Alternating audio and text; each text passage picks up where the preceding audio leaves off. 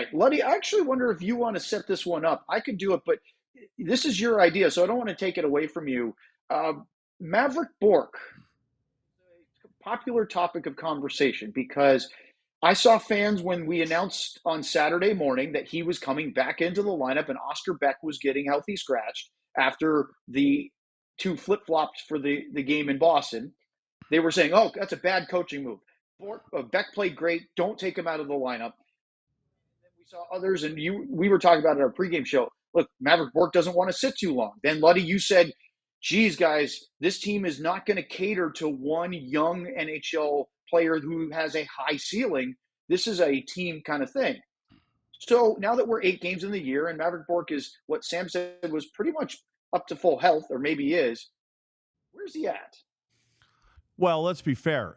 Our producer, John Anderson, is the one that pulled up all of the American League guys and went through it and kind of showed it to me. And we were sitting on the couch. Naturally, you guys weren't here again. John and I were working up there the other night. And as we went through it, I was like, I don't know who that is. I don't know who that is. And we go down this list, and you look at a couple players that you may recognize. And Owen, you would probably know more than I know I would for sure, because most of these guys. Oh, this is my heyday. I mean, they probably spent most of their careers in the American League or some other level. And, so there's a lot of names on here that I never recognize. Yeah, there's a couple. I mean, I see Jason Spezza on there, and, those kind of guys pop out at you. But for the most part, is there pressure on these guys that, are up there in the draft to come in and do that? I think what hurts them sometimes is all the hype. Let the kid kind of come in under the radar and let them do their thing. And I think there's a lot of talk, and there's reporters and, TV want to do interviews and all those things. But I mean, I look at through 5 games, Mavrik has got 1 assist. He's -1. His ice time is around 11 minutes or so. And, you're putting him at center ice or on the wing, wherever they can find a spot for him. His faceoff percentage is 37%. So that's not a big sample size of things, but I just think sometimes I put it on the people that said he's going to be this great player. Let him come in and prove that he's as good a player as he is. But there's been nothing bad. It's nothing that, man, he can't play. But I just think for the hype at this moment after 5 games, I think you got to, turn the heat down a little bit. Tap the brakes on, being the next coming.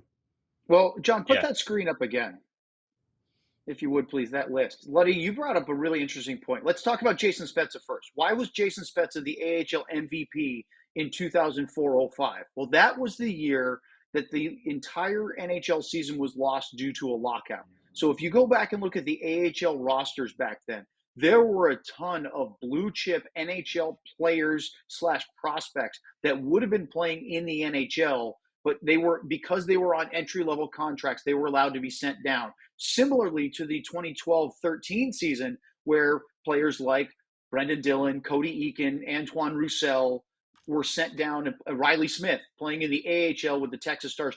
That was only a half a season, though. So I think Spezza would not have been the AHL MVP in 04-05 had it not been for the lockout, because he wouldn't have been playing there. But Luddy, I looked at this list that you guys, you got John to find this, and he told me about it. I look at Tyler Johnson. He had a great year in 2012-13. Again, he was part of that group of guys that were sent down for a half-season lockout.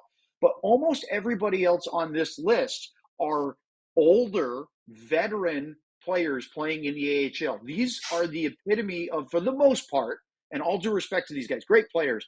This was my heyday because I first started in the AHL in 2007. That's the year Jason Krog was the MVP of the Chicago Wolves.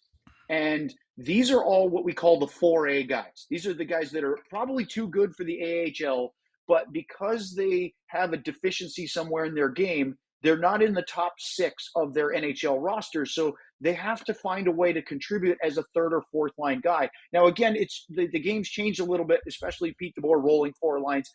Some of these guys could be on 4th lines now had it been 10 to 15 years later. Back then, your 4th line was an energy line. You had to be a shutdown defensive line. You had to make sure you didn't get scored on. Well, Jason Krog, Darren Hadar, Alexander Giroux, Keith Aucoin, Corey Conacher, Corey Locke had two, Travis Morin with the Texas Stars, and we go on and on. Most of those guys, Luds, are like 25 to 29 years old when they win this award. The difference is, if you look at the bottom on the right, Dustin Wolf with Calgary, who is now on the Flames NHL roster, and Mavrik Bourque, those are two young guys winning much, much younger than almost everybody else in this group is. And I find that trend really fascinating because I don't think it says anything negatively about Mavrik Bourque's future potential. Yeah. I was just going to say that is huge. The fact that he was his second year of the professional hockey, and that's when he did it. So I think it's huge for him, and that was a clear stepping stone, right? They knew that was probably the maximum amount of time that he was going to. The plan, at least, was to keep him in the AHL no longer than that. But the other thing I think that we need to recognize, and with this Dallas team, and Lud's just mentioned how take away some of the pressure, right? Well, we can't help it sometimes when we just see Wyatt Johnston just immediately come into the NHL and be who he is, lead the team in goals and all these things that he's done. Not everyone does that. And it's so hard sometimes to remember that. You get so excited about this next guy who is potentially Mavrik Bourque could be a number one, center in this league and could be all these things, but he's not going to be that yet. And he's probably not going to be that for, a year, 2, 3 years. Not everyone is Connor Bedard. Not everyone is Wyatt Johnston. And even not everyone is Logan Stankoven, who still had some struggles, more than Wyatt did. But I think just like Lud said, just let him get into the game. That's why I said just give him more time. And I think that I'm hoping that what Pete DeBoer and his staff are doing is learning from maybe their previous mistakes and previous coaching staff's mistakes of burying guys in the AHL or healthy scratching them every second game because of a mistake. Give him 20, 30 games and let him learn the game, let him play and let him show what he can do. And I think that he will do that. But the key for now is get better each game, right? Simple as that. Were you better than the previous game? It'd be interesting if you had a segment of games, or you were locked into the spot where you're going to start the playoffs and you had 15 games to go, and you took Mavrik and you put him with Stankoven on his right side and put Robo on the left side and give him 5 games, not one game, not one period. Would we see something different? Because, and not to take away from Blackwell Steele, not that, but would he get up to speed? Would we see the things that everybody's talking about? I don't know if we're going to see that, but again, you're not going to forsake your other 3 lines and just go ahead and say, hey, here you go, because you're focused on the big picture. The big picture is right. To get, your identity, and everybody's going to have their role. So, again, some guys just take a little more time. Here's the interesting thing about Mavrik Bourque. He's waiver exempt, right? He could get sent down. I'm not saying he should, and I'm not saying he will. But if they have to, they could, and it wouldn't necessarily be a major loss for him. Now, look, he doesn't want to. He wants to be in the NHL. He wants to be playing and getting better and developing and thriving at the top level. But remember, Rope Hintz had to go up and down a couple of times before it finally clicked. Jason Robertson, Jake Ottinger, guys never like going down, but then they go and they deal with it. You mentioned Stankoven already, Sam, and those are great things. Wyatt Johnston is the outlier, right? It is not normal for a teenager to join the NHL, play well, avoid hitting a wall, keep getting better, and then in your second year lead the team in goal scoring. Like that's really ridiculous. So I think there's a couple of comments. One El Guapo mentioned that they were spoiled by Wyatt and Stank. Wyatt even more so.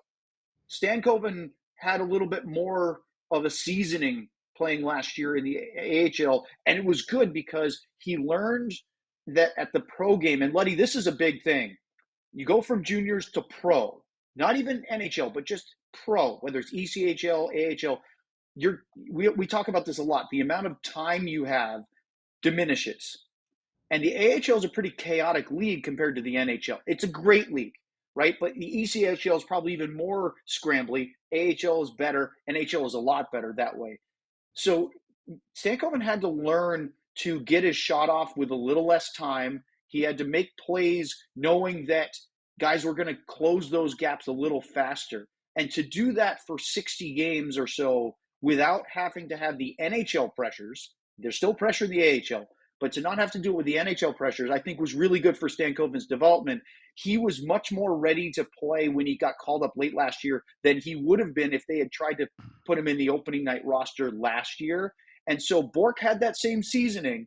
But look, this is pressure, right? It's not like Bourque was in full mode like he was 60 or 70 games last year and joining the team. I think this is going to be a little bit slower of a rise than Stankoven.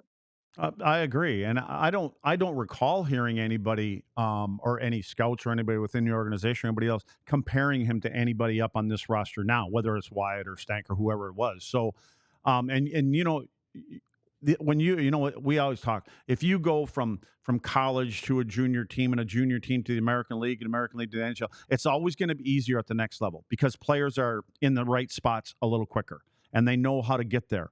And so, you know, maybe, you know, where he was that guy for that moment in time. Right now, defending players are in the right spot and the right time. So the time that you had at that last level isn't here. And when you mention about being sent down exempt, again, I know you don't want to take confidence in, but wouldn't this be the time? I have no idea what the Texas schedule is, but you have a whole week here where you're going to travel over and you're playing the Stanley Cup champions and you want to win those games.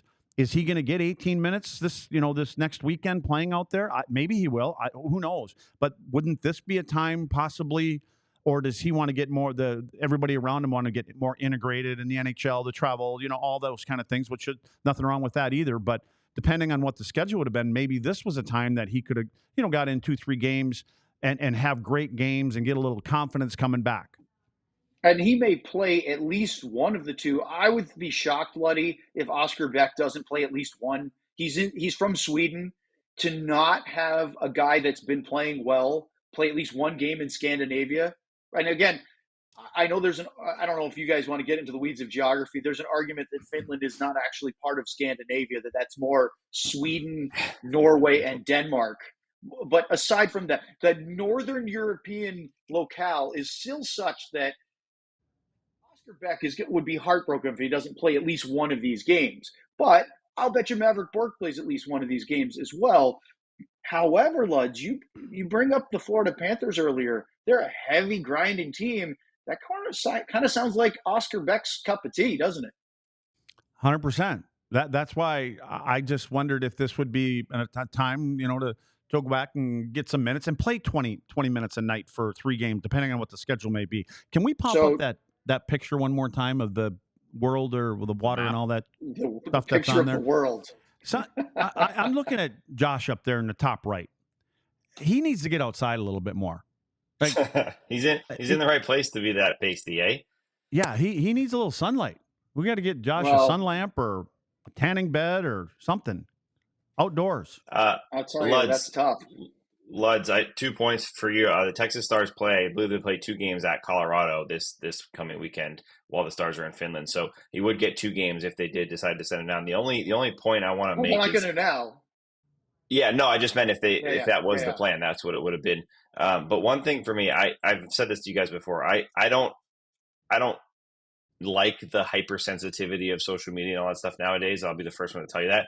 But it's also recognizable that it's a real thing, right? The pressures, the difference of coaching players or playing in the league now versus even 5-10 years ago, it's just very different, and players are very different. So my only point in that is that you do have to monitor players' confidence. As much as you want to just say, this is the NHL, you got to earn it. If you're not ready, we're sending you down. If this is someone I'm not saying this is the case with Mavrik. I just mean if this is someone that's potentially going to be your core, that you want to be someone in your core for a long time, you really do have to be smart about it. And they've seen the mistakes that can make early on with the downfalls of Guryanovs and Shushkins and defensemen that have been in here before, and even goaltenders. And they just can't make that mistake with someone like Mavrik Bourque or some of these other big prospects. So I just know that has to be something that's going on. As much as we don't want it to be, it is.